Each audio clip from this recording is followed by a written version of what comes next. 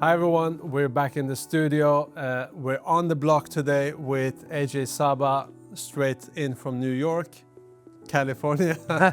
Which airport did you take this time? No, I flew in from LA this time. LA. Yeah, I'm from California. Cool. It's great to have you back, AJ. You know, we've known each other for a long time now. Yes.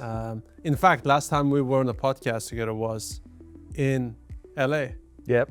In the American Faith podcast, organized by you and Pastor Phil. That's right. And that was really cool. That was a cool experience. I mean, I was there just to celebrate my birthday, but then everything just magically happened. Yes. And you were kind of the orchestrator behind that whole trip. So, you know, we're not just, you know, you're not just an advisor to the block. You're you know, obviously on our board, but you're also a good friend. And obviously that's why when I was going to LA, I was like, first of all, it was my first time. And second of all, I was going to spend it with you, which is what's going to be even better. It's always better to travel somewhere where you know someone local and they can show you around.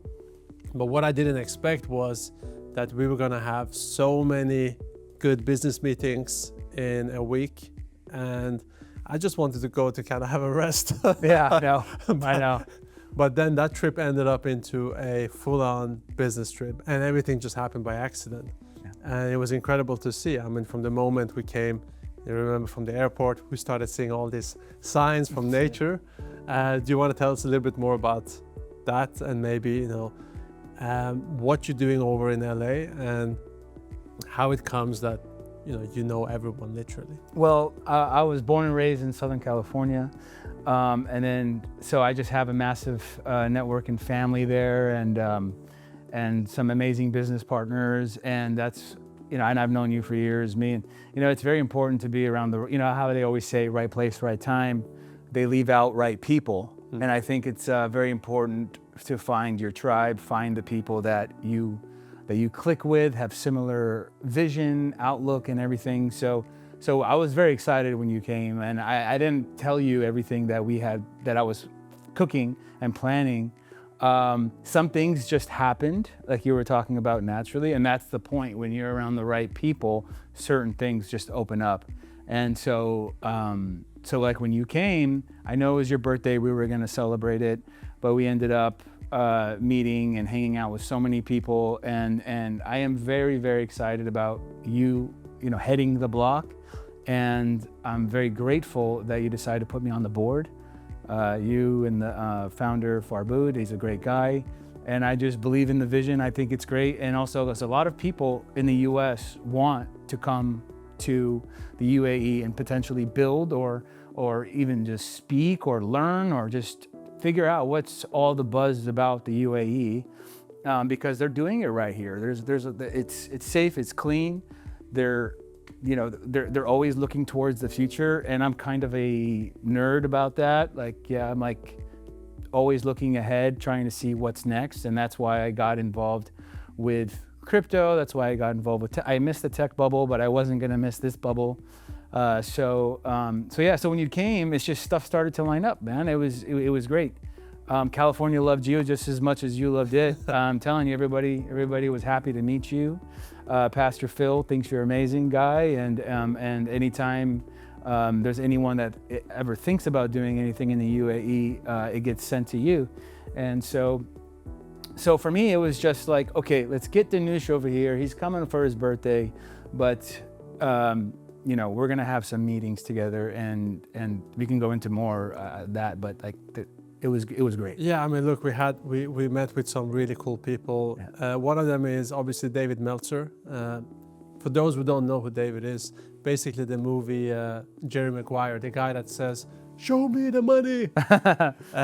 He's a sports agent, and you know, it's a really cool movie. If you haven't seen it, you should definitely watch it. So that movie is based on actually David, on his life, and he's kind of the inspiration for that character. Yes, he was the CEO of Sports One agency, and which was the largest sports agency in the world, and so that was like one of his agents, and he's very, very plugged in to obviously sports, but he's plugged into the business world, He's a life coach. He's a friend. He's a mentor. And I actually met him here in the UAE. That's crazy because we're both from California, born and raised. I think he grew up in San Diego. I grew up more inland, and then I lived in San Diego, but we never met until I think it was like a Sigma event here a few years back. And I was shocked. I was like, wait, who is this guy? And then he looks familiar. And then we connected, and he said, hit me up when you come back to California. And I was like, okay. And then we became friends, and we've partnered on some projects together. We've done some shows together. And he knows that I'm pretty excited about UAE and the block, but not just that, but just the overall like Web3 space here in the UAE. And so I'm just like that guy for him now. And it's good. It's a pleasure to say. I don't think it's been talked about, but he's officially signed on with the block, and it's an incredible guy. And so we'll be doing more partnerships with him in the future. Yeah. He's funding a lot of deals to us, and it's very appreciated. Now, you mentioned previously that you said you missed the tech bubble and you didn't want to miss the next big thing. Yeah. So how did you get into crypto blockchain, and why do you believe it's the next big thing? Well, I really took a deep dive in the beginning of COVID. Before that, I was just dabbling around. I used to work for SolarCity/Tesla Energy, and then that job and that entire industry got gutted. I shouldn't say completely gutted. I'm saying it was no longer like profitable to work there. What were they doing? They were doing solar panels? Solar panels, energy, batteries, residential and commercial. And I was pretty darn good at it. I was number one in the state at that time, in the state of California. And so I'm really, sales guy. You're a good sales guy. Yeah, I'm a sales guy, but I kind of have to believe in it, If I believe in it, then it's a pretty easy sell. And then I was also, I did training I trained the consultants how to sell it, because there's a way to do it without being sleazy and without being manipulative. Yeah. So I actually call it the process sale. I don't know if I feel like I made it up. I mean, you should become a sales consultant. I was doing that essentially for Tesla, but so yeah, I'll get to the crypto thing in a second, but the process sale, because the majority of business is done where you don't get the item or you don't get the product, and sometimes the service, you don't get it until a certain point. And so the people sometimes when they're purchasing, they don't know the process it takes to go from initial assessment to product on top of your canopy, your building, or whatever you're trying to put energy on. And so I could just see that the client is confused with a big question mark, like, what is this going to take? How long is it going to take? So instead of me focusing on the sale, I focus on the process of that sale. And I focused on, you're going to be dealing with this at this point. We're going to have a surveyor come check your rooftops and all this stuff. Then we'll contact the energy companies to do that. And I literally put them through the entire process to where at the first meet, to where the actual thing we're trying to sell is secondary. Because if you think about it, especially for Tesla, most of the time people want it already. They just want to know if they could afford it and it makes sense to them. And so I came up with this thing called the process sale. And I just sit down, show them, write it out, and you just have to follow through. You just have to follow through during that process. So it just got a lot of people to feel very comfortable, and it really messed with the competition, because the competition comes in with those hardcore sales tactics, and to me that annoys me personally. So I didn't want to do that. I don't want to be a hardcore, very pushy salesperson. Vacuum cleaner sales type of guy. We don't want that. We don't want that. And especially if you just look at the product or whatever you're trying to sell, look if there's a process to go from A to B, and because most of the time people can change their mind in the meantime. But where do they change their mind or cancel? During the process. So because they don't know or they were blindsided. So I just showed them, and then that just worked. And it was incredible. I was doing great, and then COVID happened, and then it was no longer. He wasn't hiring consultants like that anymore. It's more, if you want solar or you want some sort of batteries, you just call in and work it that way. So, which makes sense because it was very costly. So during that time, I went back home, jobless, and kind of didn't know what I wanted to do. And then it's been dawning on me about crypto. Crypto is to me like the itch I couldn't scratch. I was trying to figure it out. I watched every darn YouTube about it, and most of the time it's just shilling. Most of the time it's just buy this token. And then I realized there was no real education. Mm-hmm. So shilling, for those who don't understand, means someone trying to pitch you something or sell you something. yeah, literally, like they have their own project, they have their own token, they make it look educational, but really they're pushing a project that they want you to buy. So I needed education. I didn't need it to be sold. I just needed to learn. And so as I was learning, I got led to X, and X, Twitter at the time. I had 0 followers. I didn't know anybody. I've had my account since 2009, like one of the earliest ones, but never used it. I turned it on and I just started following crypto accounts.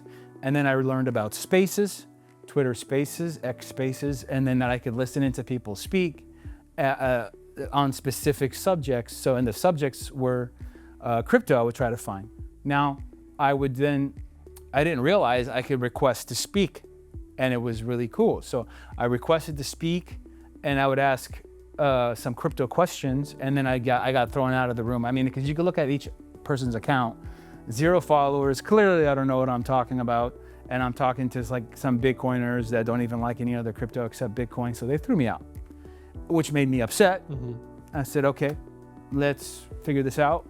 So I started hosting my own spaces, and then my journey began in media from that. So, and then with crypto, I just could see that it's the future. It's a big piece of the future of finance. Mm-hmm. I mean, we can buy, we can sell, we could transfer, very little to no fees at all. We can do it 24 hours a day, 7 days a week, and it just really felt like the old system and the old ways at some point will be expired, and that this will take over. Now, at that time, years ago, that was not the case. That was not, actually, crypto was frowned upon. It was being attacked by government. It was being attacked by politicians that had special interests in other areas. It was being attacked by just the social mindset of crypto was, if you talk about crypto or even like crypto, you're a scammer. Mm-hmm. And so we had a big fight, just for the idea of crypto being in our day-to-day. So I'm grateful we're here now with this new administration that went, because the old ones were very anti-crypto. Mm. We went from very anti-crypto to very pro-crypto. So pro-crypto, the market doesn't know how to, respond to it, right? How to handle it. Yeah. Yeah, and I mean, it was a big shock, I guess, to everyone when Trump, around the same time last year, was about to be elected, and then, had his pro-crypto agenda.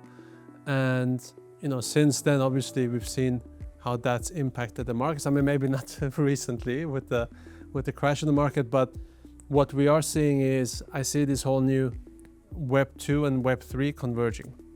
So the old financial systems, which was run by the big institutions in the US, is now converging with the decentralized world in a way that is unprecedented. And our expectation is that at the block, we're seeing that trillions and trillions of dollars between now and 2030, and some people estimate it to be around $30 trillion worth of assets being tokenized. So that's going to create hopefully a lot of new opportunities. So how do you see that institutional shift in crypto? I mean, I don't know if this is a fact, we'll have to check it, but I heard that now Michael Saylor is no longer the biggest holder outside of Satoshi. Now it's the institutions. So I really feel like as they're getting in, they're getting their bags. Countries are getting their bags. El Salvador just made the biggest Bitcoin purchase of all time, I think last week on this dip. So, I've interviewed on Twitter Charles Hoskinson's a few times, and to me, Charles is one of the brilliant minds in crypto. He was co-founder of Ethereum. And I recently caught him on an interview, and this was on, I republished it through American Faith in in my column, America on Chain. I write a column now, by the way. I'm a You're writer. a writer. I didn't never expect that I would be a writer. You're a legitimate writer. I guess, right? So I just try. I'm trying to add value where I can, but yeah. So Charles said that this administration and Trump is giving crypto a rib-crushing hug, but it's crushing the ribs. It's just because it's just so different now in comparison that the market has to adjust, and so it's just taking some time. And he believes the Clarity Act, I think it's called the Clarity Act, Q1, will be such a huge change for the world that basically the bull run as we know that it's going to come might have been delayed or might be adjusted. The world is adjusting and shifting towards this regardless.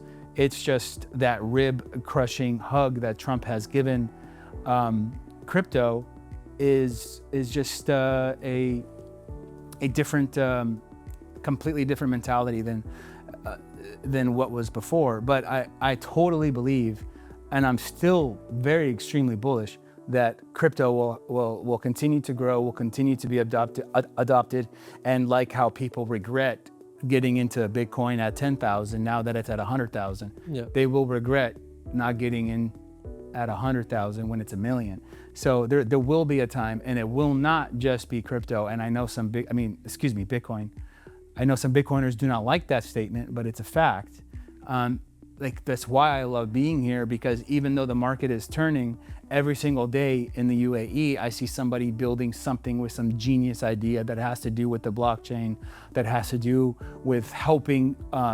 There's just so many applications when it comes to crypto and Web3 that I think it's going to revolutionize, speed up, and just go along with AI. I think it's going to be a complement to AI. And there's no way the old legacy system can keep up. I think Larry Fink recently said in one of his panels, he was like, I don't understand why it's taking so long for people to tokenize stuff, because everything should have been tokenized by now. Right. Because it provides so much value. You create liquidity into the markets, you enable secondary trade, you enable those tokens to actually put into yield-bearing protocols. So there's so many layers and financial instruments that you now have access to when previously it was inaccessible. And I guess this is what interests us at The Block, really. Like, we try to be that hub and be that epicenter for anyone that wants to tokenize anything. But I'm curious to know, like, you being over in the US, I know you've been looking to move to the UAE. Why is that? Like, why would you make that move? Because now with Trump and everything happening over in the US, there should be a lot of stuff happening there, right? So what is it that excites you about this part of the world? I still think the UAE is definitely a few steps ahead when it comes to crypto and the builders that are here, but it's changing rapidly, and that's the point. I think Trump has been teasing zero capital gains tax on any crypto companies that are building here in the US. So there's a lot to happen. There's a lot of growth that has not come. So like Larry Fink was talking about, that we're behind on this, that it should have been way more advanced. That to me is an opportunity to build. So the builders, the engineers, all these people that want to build in this space, it's not too late. Obviously, we're seeing the price and we're seeing the growth slightly suppressed at the moment. I'm not going to go into whether it's how manipulated or not. All I know is good things are happening, and now is the time to build. I'm extremely bullish on the future of America. It was very scary for a time. It was very, very scary for a time, but then Trump got elected. He is cleaning up some of the messes from the prior administration. I like to say the least, messes. It was getting very bad and getting very dangerous, where you just have to look over your shoulder. With the UAE, you don't have to look over your shoulder. You could just build. You can just build, you can just do your thing, and you can just be here. And I've always had a heart for this place.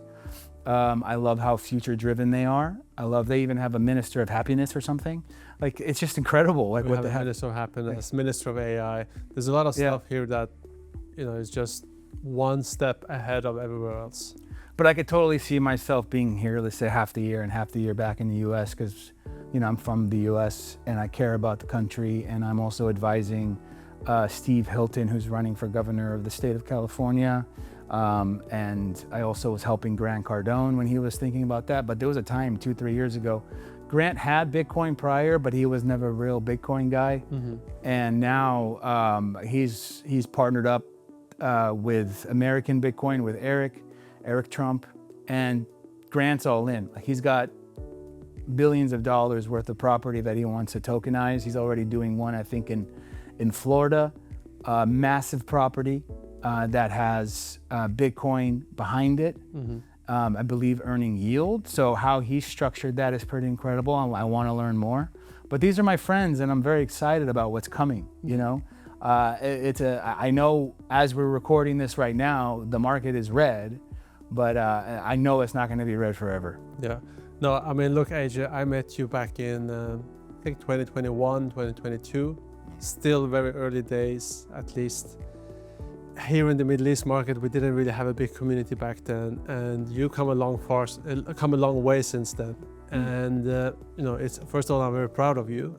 You know, seeing how you've grown into your role, using your talent to speak publicly, and helping now these big guys out with their campaigns, like Grant Cardone is a huge guy, or even, you know, Steve Hilton. These are this is not like small fish. So now, being in the room with these guys, what's the talk like? What is it that they're mostly excited about? One thing you got to learn about those level people is they move at a pace, I would say, like a speed train. Like they will go and they will go and they will continue to go and they will not stop. So if they could see that you can go at that pace, if they could see that you don't disrupt their flow, if they could see what they're trying to build, if you could add value to what they're trying to build, they will work with you.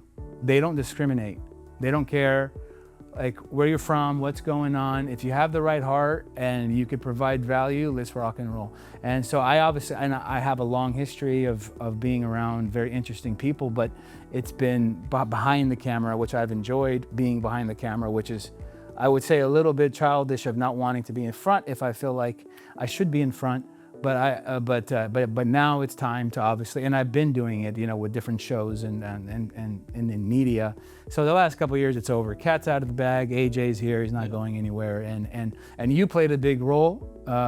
You know, you're the co-founder of ArtStyle. I know it's in good hands with Raheem, of course, another co-founder.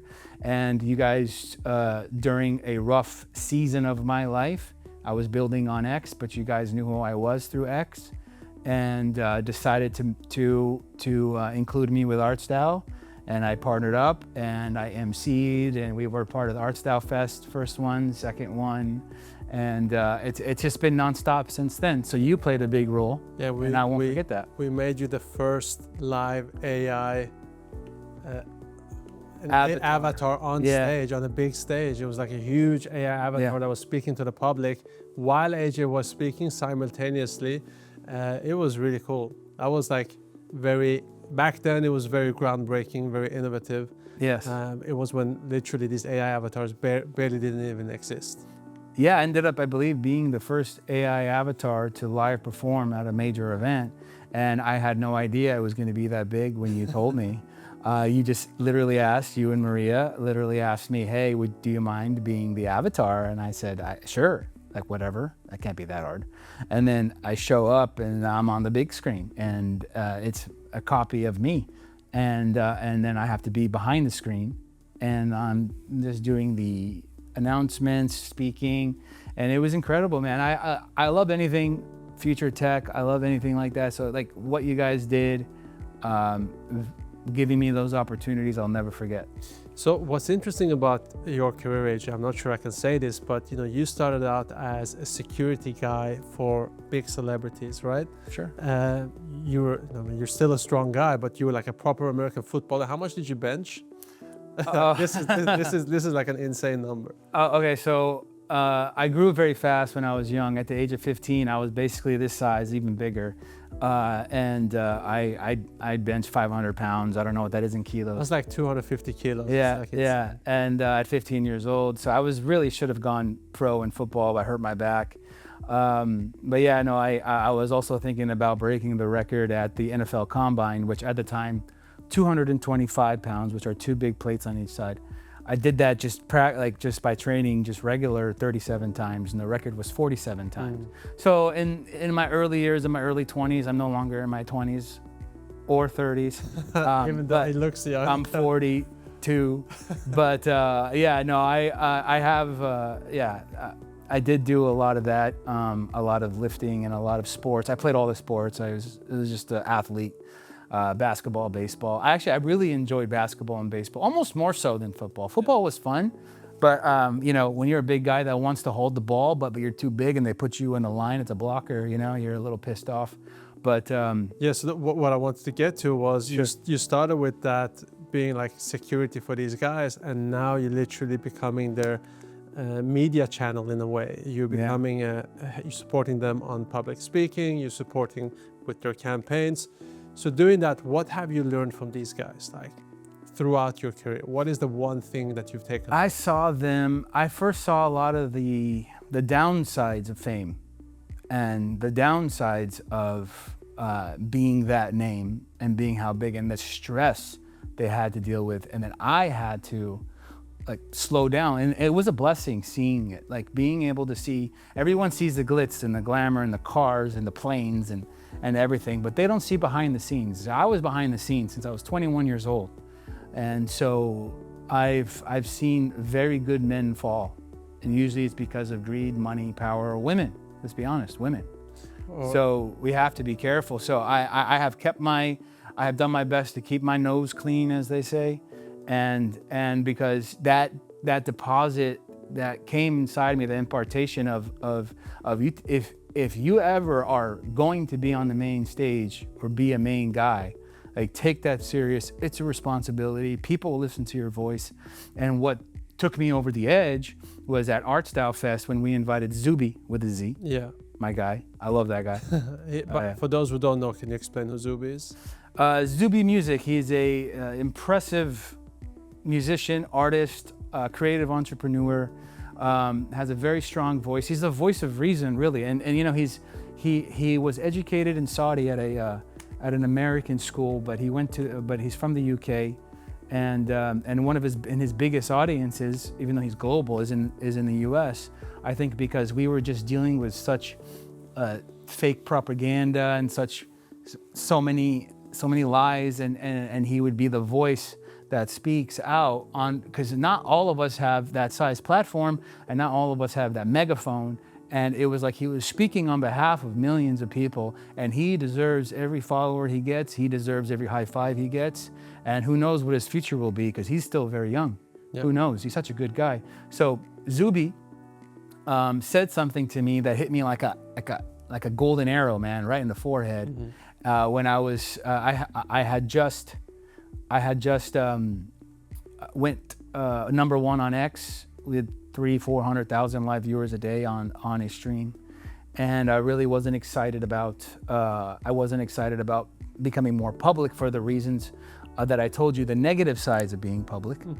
And then he looked at me and said one time, literally in Art Style, told me, "Don't be stingy with your gift." And so when he told me that, it's a blessing to be able to have an ability to reach out to people, to talk to people, to communicate. And it was through those big guys who I was around prior who taught me how to use my gift, and who taught me how to communicate, who taught me how to kind of be a light to folks versus being a burden on folks. So I'm going, I'm blessed, I'm happy, and I'm grateful to be around you still, and around the block and anything I can do. But I take it as a responsibility. I don't take it as a joyride just to show off and use my watch to make another person feel poor. So on a kind of a final note, you're coming far away until now. In fact, you're going to be meeting with Eric Trump early December, which is about just around the corner. Couple weeks. Yeah, in a couple of weeks' time. I'm grateful for you extending an invite as well. Unfortunately, it doesn't fit my calendar, but that's very exciting. What do you hope to get out of that meeting, and what do you think is top of mind for Eric when it comes to crypto?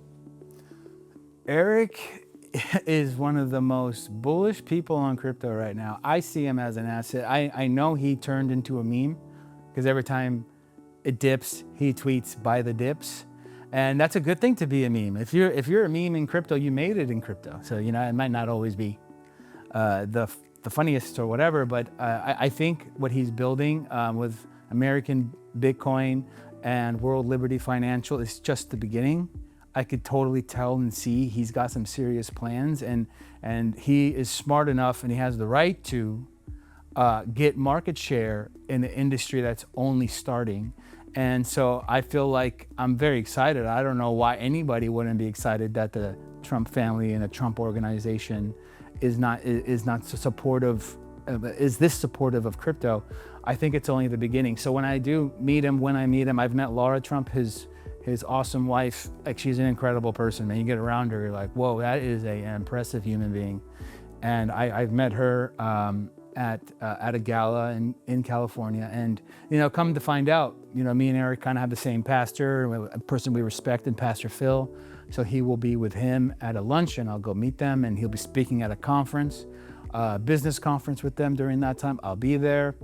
And so I'm looking forward to meeting him because we do have some commonalities and just show support. And I guess the stuff we'll talk about is maybe the future of crypto. See where it's going. I know he's bullish, but I'd love to pick his brain a bit during lunch. Awesome. Well, AJ, always a pleasure, and thank you so much for coming. The Crypto Shake. The Crypto Shake is back in the house. That's the Crypto Shake. Thank you for joining us here on The Block. Thank you, brother. And we will do a lot more together for the year to come. And we're really excited. We're just getting started. We're building the hub and ecosystem for digital assets out here in the Middle East.